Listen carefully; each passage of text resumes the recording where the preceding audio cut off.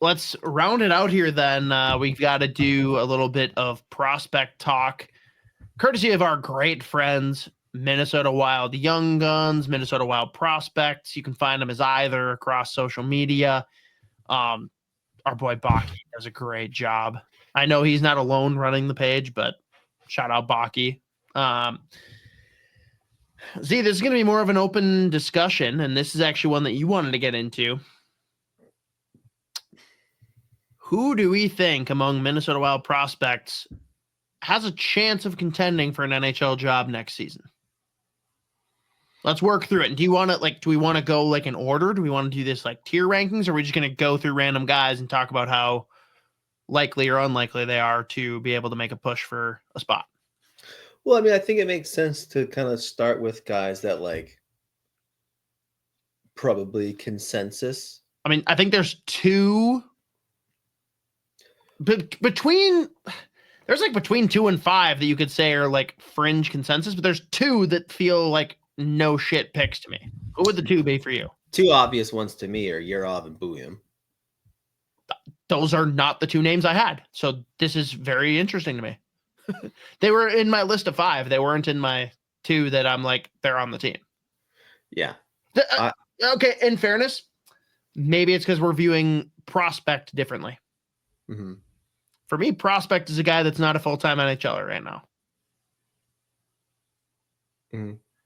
I think Wallstedt and Ogren are no shit NHL. That was my next question. Do you like, where do you put Ogren in this conversation? Yeah, because he's not a full-time NHLer, is he? But okay, Wallstedt, do you agree that he's more likely than Yurov and Buium? That's a good point because the contract. The fact that Fleury's not coming back. And Fleury's gone, right? Like he has to be. It's not even like, oh, Wallstedt has to be there because he's playing so well. Like, no, he's not. But like the contract and Fleury being gone, what else do you do?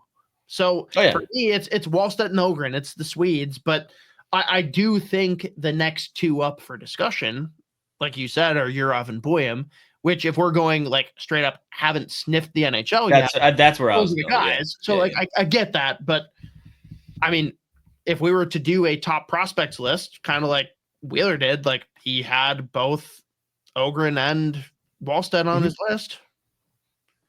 Yeah, I think like for me, I was more so going with like guys that haven't sniffed the NHL because they can't or whatever. Sure.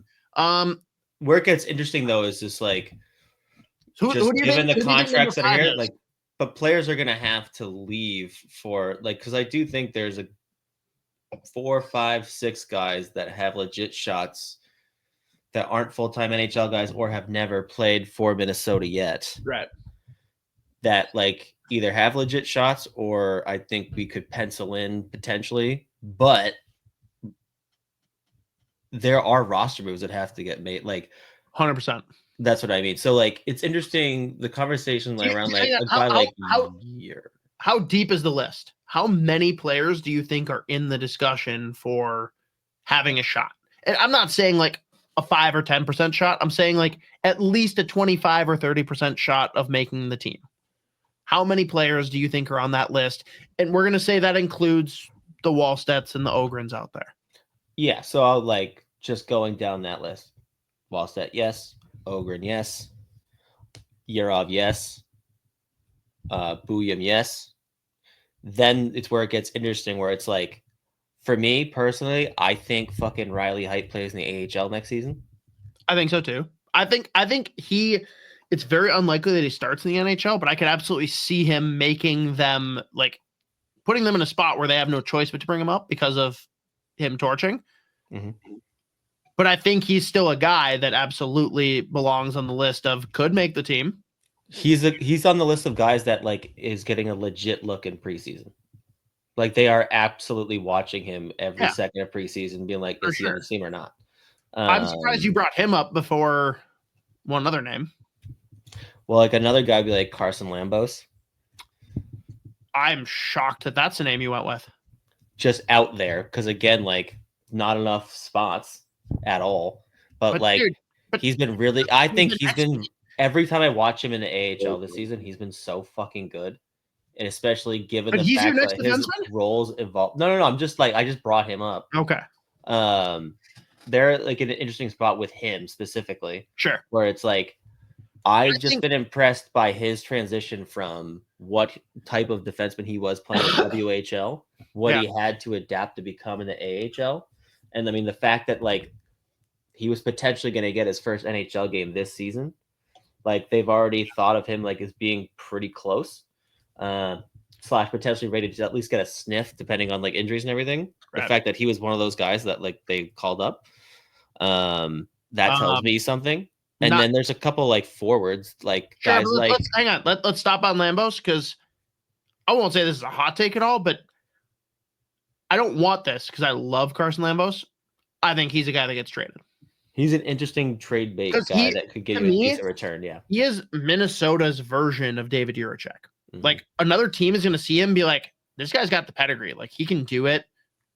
He just needs to be in the right environment, right situation." I could see teams being willing to like have him be a notable piece in a trade. Yeah, I mean, I'd be curious to like about how other teams do look at him because like if you haven't watched him for like 4 or 5 years, right? Like, yeah, he's coming into his draft year. He's looked at like again, like this is draft minus 1 year. He's looked at for the next season as potential top 10 pick, potential top 5 pick. Draft year doesn't go well given COVID, the bad injury that he had, / like illness that he had that kept him out of almost the full season. Goes late first round, misses out on World Juniors, goes to Iowa. Iowa's a shit show. Does not produce offensively because he doesn't get used offensively. So it's interesting when you look at like what his pedigree was going to the draft when he got drafted versus how do other teams look at him now? Like how closely do teams watch? Have they been watching him for like 4 or 5 years? That's all I'm saying. No, I agree. But here's my issue. The name I said before, who is firmly my number 5. We gave our top 4, right? Like we're pretty in line on who the top 4 are for spots. David Jiricek needs to be in the NHL next year. I should have mentioned him too. Yeah. They traded for him. They made it clear that he is part of their future with the move that they made. And I think that he's absolutely capable. I don't know what moves are going to be made to accommodate that, but that just tells me that Carson Lambos is even further down the lineup. And that's why I'm more confident that he's getting moved.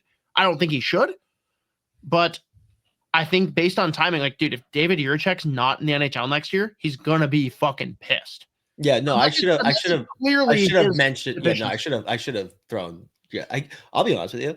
I'm not saying that every once in a while I forget that they traded for. Like I'm like, right, oh my god, I keep forgetting about this. But it's less a criticism of being like, oh, why didn't you bring him up? He's good here. Like, that's why I'm worried about Lambos' place with this team because for sure, either of them making the team as currently constructed is going to be fucking hard. Yeah. But now you've got 2 of them fighting, and I think Jiricek's clearly the preferred guy over Lambos. It just means Lambos is going to have a couple more years before he even gets a sniff. That's why I think between him welcoming a change and the Wild wanting to make a big swing, maybe not this year, but next year at the trade deadline, Lambos seems primed to be included in that. I'm not thrilled about it, but that's if I had to like pull out the orb, that's my guess of what'll happen. Yeah. But I do like the way he's played, and I think that he absolutely deserves a shot. I'm with you on that for sure. Well, it's funny too, because like when we were talking about this, like bringing up this topic today, like what was that yesterday we talked about? Like we were texting about what we were going to talk about today. Like the guys that I like was like William Jiricek and like Yurov. Those are like the guys that I'm going to start this conversation with, and I just forgot to fucking mention Jiricek because I immediately went from the guys I'm like, yeah, shoe in, / like whatever. Then I was like, Lambos is probably ready to get a sniff or like get a look. You know what though? So we've exhausted the defense though, right? Like that's as far as we can really go talking defensive prospects because no one else is going to get a sniff if those guys don't. Mm-hmm. What other forwards? Because Riley Height, again, like I think we're on the same page that AHL is likely his starting point, but they're going to give him every chance. Ron says Hunter Height. I'm not sure how the team feels about him. I do like the way he could potentially fit. I think depending on how things shake out, I'm curious to see how the season ends and if he gets a sniff. Caden Bankier is a guy that I'm not going to ignore. So that's because he can play anywhere, right? That's where I was going to go with that specific. Like, so when you look at again, I'm thinking next year specifically. Mm-hmm. The top of the lineup, probably there's enough guys there that like, right. That's why I'm fully confident Riley Height plays in the AHL next season. Even like, you don't think he can play third line? I mean, he could. I'm getting like, I'm even more so beyond that. Like, they still have a lot of contracts locked up. Yeah, they're gonna be here. Well, not when they trade Rossi, right? Yeah. But like, I do think there will be openings for like fourth line roles. So guys like Caden Bankier, Mikey Milne, like guys that are there that, again, shout out everyone, go watch the Mikey Milne interview on Fellowship of the Rink where he talks about drawing with crayons. He's a beauty. Such a beauty. Like, there are guys like that in Iowa right now that have played well in Iowa since they got there, that like, there's just going to be opportunities just in general. There's more fourth line opportunities, obviously, than like top 6 roles or whatever. But like, I would imagine that moves get made between now and the start of next season, like in that bottom 6, and guys like Caden Bankier, Mikey Milne, they're going to get legit looks. Because I mean, we've seen Milne's already got a game. Like, do you think that Mikey fits? Like, I could see him being a third liner. I can't see Mikey Milne being a fourth liner for an extended period. He doesn't fit that.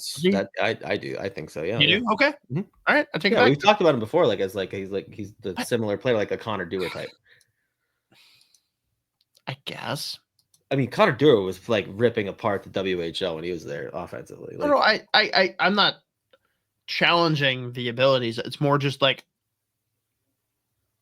do you really see him playing that depth kind of like fourth line grinded out role? Mm-hmm.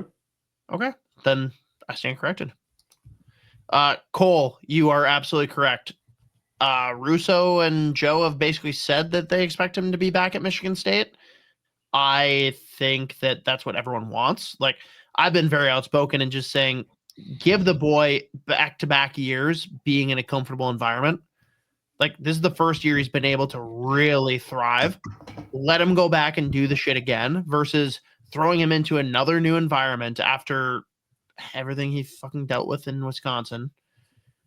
Sorry, Mike Hastings, that he's not 29 years old. You piece of shit. But